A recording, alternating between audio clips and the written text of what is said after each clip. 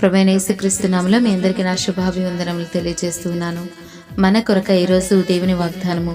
ప్రభువు కన్నులు నీతిమంతుల మీదను, ఆయన చెవులు వారి ప్రార్థనల వైపునను ఉన్నవి కానీ ప్రభువు ముఖము కీడు చేయవారికి విరోధముగా ఉన్నది. పేతురుకు రాసిన మొదటి పత్రిక 3వ అధ్యాయము 12వ వచనము. ప్రభునందు ప్రియమైన దేవుని బిడ్డలారా, ఇదే లేఖన భాగము సామెతల గ్రంథము 34వ అధ్యాయము 15వ వచనంలో రాయబడి ఉన్నది. తండ్రి తన ప్రజలను అంటే నీతిమంతులను ఎల్లప్పుడూ గమనిస్తూ ఉంటారు. వారు నడుచుచున్న మార్గంలో నుండి దారి తప్పి ఎక్కడ చెడు మార్గంలో నడుస్తారా అని ప్రభువు గమనిస్తూ ఉన్నారు. అంతేకాదండి, వారి ప్రార్థన ఎల్లప్పుడూ ఆలకిస్తానని వాగ్దానం చేస్తూ ఉన్నాడు. అయితే కీడు చేయువారిని ఆయన తృణీకరించిన ప్రియులారా, అటివారు దేవుని పొందాలంటే మారు మనసు పొంది చెడుతనమును విడిచిపెట్టి ఆయనకు ప్రార్థిస్తే తప్పక దేవుడు వారి ప్రార్థన ఆలకిస్తాడు. అందుకనే పేతురు గారు ఇలా అంటున్నారు కదా, చెడ్డ మాటలు పలకకుండా మీ నాలుకను, కపటమైన మాటలు పలకకుండా మీ పెదవులను కాచుకొనుము. గనుక కీడు నుండి తొలగి మేలు చేయము, సమాధానమును వెతికి దాన్ని వెంటాడము. ప్రియులారా, ప్రభువు ముఖము కీడు చేయవారికి విరోధముగా ఉన్నది. గనుక కీడు చేసి శ్రమపడుట కంటే మేలు చేసి శ్రమపడుటయే బహు మంచిది. మీరు మంచి విషయములలో ఆసక్తి గలవారై ఉండాలని ప్రభువు కోరుకుంటూ ఉన్నారు.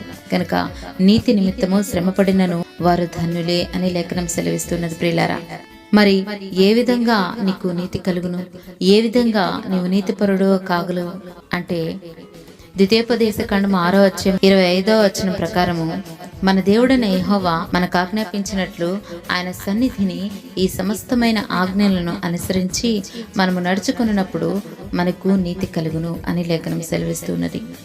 చూడండి, మనము ఆయన ఆజ్ఞానుసారముగా జీవించాలి. ఆ రీతిగా జీవించిన నోవాహు నీతిపరుడను, ఆ తరములలో నిందారహితుడనై ఉండెను అని లేఖనములో రాయబడి ఉన్నది. ప్రియులారా, నీవు నిందలు లేని వారిగా, నిందలు వేసేవారిగా ఉండకూడదు అని ప్రభు మాట్లాడుతూ ఉన్నాడు. అంటే పాపము చేసేవారిగా ఉండక దేవాతి దేవుని యొక్క ఆజ్ఞలను నడుచుకుని వారిగా ఉండాలని ప్రభు సెలవిస్తూ ఉన్నాడు.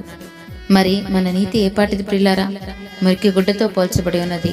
కానీ విశ్వాస మూలముగా నీతిమంతుడిగా ఎంచబడి ఉన్నావనని లేఖనం సెలవిస్తూ ఉన్నది. ఆయన సన్నిధిలో ప్రార్థన చేయగా విశ్వాస అభివృద్ధి కలుగును. ప్రియులారా, అలాంటి నీతిమంతుల ప్రార్థన నిర్లక్ష్యం చేయనని మాట్లాడుతూ ఉన్నాడు. ఈ ఉదయకాల సమయం ముందు నీతో నాతో ఖచ్చితంగా నీ ప్రార్థన ఆలకించు దేవుడై ఉన్నాడు. నీవు నీతిమంతులుగా జీవిస్తూ ఉన్నట్లయితే ఆయన కాలు జారనీయుడు. ప్రియులరా, నీవు 7 మార్లు పడినను నిన్ను దృష్టించి క్షమించి నిన్ను పైకి లేవనెత్తగల సమర్థుడు మనం ఆరాధిస్తున్నా మన యేసయ్య. మరి యోబు గ్రంథము 8వ అధ్యాయం 6వ వచనంలో సెలవిచ్చిన రీతిగా, నీవు పవిత్రుడవై యథార్థవంతుడవైన ఎడల నిశ్చయముగా ఆయన నీ యందు శ్రద్ధ నిలిపి నీ నీతికి తగినట్లుగా నీ నివాస స్థలము వర్ధిల్ల చేయను అని లేఖనంలో రాయబడి ఉన్నది. ఈరోజు నీ నివాసం ఎలా ఉన్నది? నీవు పవిత్రుడుగా, యథార్థవంతురాలుగా జీవిస్తూ ఉన్నట్లయితే నీ మీద ఆయన శ్రద్ధ నిలిపి నీ నీతికి తగినట్లుగా నీ నివాసమును వర్ధిల్లింప చేసే దేవుడు మన యేసయ్య. సమస్తమైన ఆశీర్వాదానికి నీవు హక్కురాలుగా చేసే దేవుడు మన యేసయ్య. గనుక ఈ ఉదయకాల సమయం ముందు ఈ వాగ్దానం ద్వారా దేవుడు నీతో నాతో మాట్లాడుతూ ఉన్నాడండి. ఆయన కన్నులు నీతిమంతుల మీదను, ఆయన చెవులు వారి ప్రార్థన వైపునను ఉన్నవి అని లేఖనం ద్వారా మనకి వాగ్దానం చేస్తున్నాడు. గనుక ఇది మొదలుకొని నీవు చేసే ప్రతి ప్రార్థనలలో ఆయన జవాబు ఇచ్చునుగాక.